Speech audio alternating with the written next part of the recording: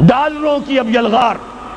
اب یہاں پر امریکی سرمایہ اور ڈالر چاہے مشرق سے آئے چاہے مغرب سے آئے وہ یہودیوں کا اعلی کار ہے.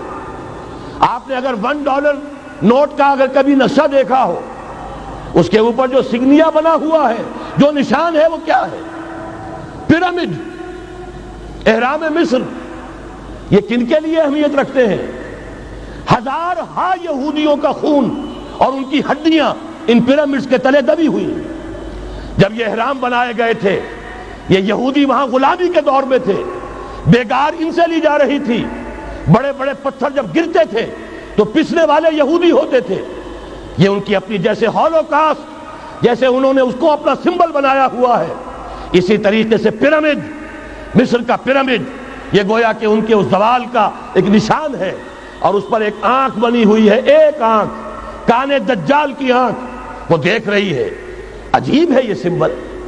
نیچے لکھا ہوا ہے نووس آرڈو سکلورم، اور یہ در حقیقت 1776 جو نیچے لکھا ہوا ہے وہ رومن حروف کے اندر یہ 1776 ہے، جو میں بتا چکا ہوں آرڈر آف الومناٹی وساپ نے قائم کیا تھا. عام دنیا یہ سمجھتی ہے کہ شاید یہ امریکہ کا یوم آزادی ہے، سن آزادی ہے.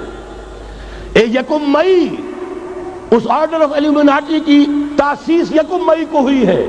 یہ 1 مئی جو منایا جاتا ہے، دھوکہ یہ دیا گیا ہے کہ یہ شکاگو کے جو مزدور ہیں ان کی یادگار ہے. حقیقت میں یہ 1 مئی اور 1776 آرڈر آف دی الومناٹی کی تاسیس کی تاریخ ہے. ڈالر میرے اس دیش کو ناپاک نہ کرنا.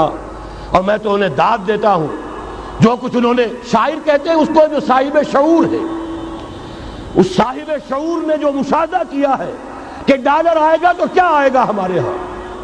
میری تو فکر کے اندر رچ بس گیا ہے. پاکستان کے بارے میں جب کہا تھا اے آندھیو سنبھل کے چلو اس دیار میں، امید کے چراغ جلائے ہوئے ہیں ہم. ہماری امیدوں کے چراغ ہے. یہ اسلام کا گہوارہ بننے والی ملک ہے. یہ اس کو ہم نے قائم کیا تھا اسلام کے لیے. یہ آندھیاں نہ چلیں. اس ملک کو ہم نے اسلام کے چراغ جو ہے ہم نے اس میں روشن کیے ہوئے ہیں. اے آندھیو سنبھل کے چلو اس دیار میں، امید کے چراغ جلائے ہوئے ہیں ہم. بہرحال یہ تیسرا سیلاب ہے، ننگی سرمایہ داری، جس کی پھر لعنتیں ہوتی ہیں. ایک طرف فقر، ایک طرف احتیاج، ایک طرف بھوک، ایک طرف دولت کے انبار. پہلے بھی ہمارے ہاں فرق کم نہیں ہے، لیکن اب جو ہوگا اگر یہ بات پوری ہو گئی تو وہ ننگی سرمایہ داری. اور سرمایہ داری ہی در حقیقت یہود کا سب سے بڑا ہتھ کنڈا ہے. یہ بینکنگ کا نظام، یہ سارا کا سارا سودی نظام، یہ IMF، یہ ورلڈ بینک، یہی تو ان کے سب سے بڑے ادارے ہیں. تو واقعہ یہ ہے کہ 3 طرف سے ہم پر حملہ ہو رہا ہے. اور یہ سود کے بارے میں کیا کہا تھا اقبال نے؟ از ربا آخر چمی زائد فتن. اس سود کے الخبائث کے پیٹ سے سوائے فتنوں کے اور کیا برآمد ہو سکتا ہے؟ کس نہ داند لذت قرض حسن. کسی کو قرض حسنہ کی لذت یاد نہیں رہی. بغیر سود کے قرض دو. تمہارے پاس فاضل رکھا ہوا ہے، کسی بھائی کو دو کہ وہ اپنی معاشی گاڑی کا پہیہ چلا لے، پھر اصل واپس لے لینا. اگر اتنی ہمت نہیں ہے کہ ان تصدقوا فهو خیر لکم، صدقہ ہی کر دو تو سب سے اچھا ہے. دے ہی ڈالو اپنا فاضل سرمایہ. یسألونک ماذا ينفقون قل العفو، مت رکھو اپنے پاس، یہ گندگی ہے. لیکن اگر بڑے ہی کم ہمت ہو تو کم سے کم قرض حسنہ دو، اپنی اصل رقم واپس لینا. کس نہ دانت لذت قرض حسن. از ربا جاں تیرا دل چو خشت و سنگ. اس لیے کہ سود کے ذریعے سے انسان کے اندر تاریکی پھیل جاتی ہے. دل جو ہے اینٹ کے مانند، پتھر کے مانند سخت ہو جاتا ہے، کٹھور. ثم قست قلوبکم فہی کالحجارۃ او اشد قسوہ. آدمی درندہ بے دندان و چنگ، اور انسان بغیر اس کے کہ بھیڑیوں والے دانت ہوں اور بھیڑیوں والے پنجے ہوں، بھیڑیا بن جاتا ہے.